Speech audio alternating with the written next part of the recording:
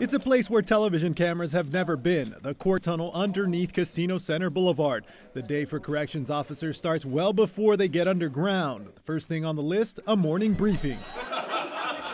It's the only time you'll see these 57 men and women cracking a smile. They're charged with ushering inmates to the courthouse. Before sunrise, inmates begin arriving from across the county for their day in court. Today is a light day for us. Officer Gerald Razzo calls a day of maneuvering 400 inmates a slow day. All right, gentlemen, listen up for your name. When I call your name, step on out. On a busy day, these officers usher more than 600 inmates to the courthouse and back again. Last year alone, they made sure 140,000 inmates made it to court. The jailhouse journey to see a judge is complicated and hectic. Between 8 o'clock the night before and 4 a.m., a master list is created of inmates that need to be moved, each one then pulled from their cells. Mr. Mosley and Minor, come on out.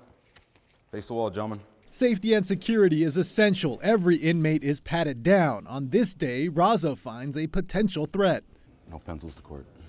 If you need something to write with, we'll give you one in court. We hit the elevator and head underground. For an outsider, the cramped elevator ride is awkward. Step on out this way. Hallway.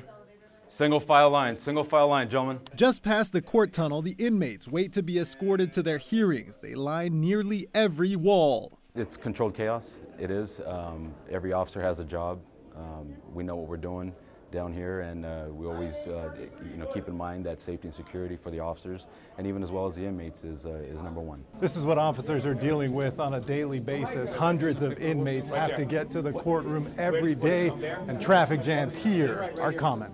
Inmate fights and medical emergencies can slow things down as the shorthanded staff tends to those issues. Recent retirements have left 57 officers on duty for a department budgeted for 61, as Metro works to fill those empty positions. This is where the system can get bogged down. Hundreds of people going up to their courtrooms, but only 2 elevators to serve them. Listen up. In the courtroom, you guys know the rules. The elevator ride up to the courtroom is a tight fit. This group is headed to the 16th floor. Last chance for the restroom, guys. The inmates line up and have access to one bathroom before heading out to the courtroom for what could be hours of waiting.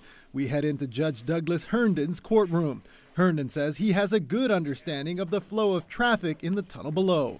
A lot of moving parts and a lot goes into it. A lot of people think that it's just you show up for court, the jail brings you over, you do your thing, you go back. Real kind of easy peasy, not a lot to it, what's the big deal? It ebbs and flows. Sometimes there's more of a traffic jam than other times, but I think we're cognizant of that all the time. One of the biggest pet peeves for judges like Herndon is rescheduling a hearing. Whether that's an attorney that isn't ready or somehow they can't get an inmate over to court, that just generates another court date. Extra court dates that cost you money by housing jail inmates longer. Herndon with nothing but praise for the corrections officers working to keep the wheels of justice moving. I can probably remember once in the last year that the detention officers have actually been late. They're very, very good. Once the hearings are done, it's back the same way they came. When the final doors are shut, staff work through the night to get things ready for the next morning.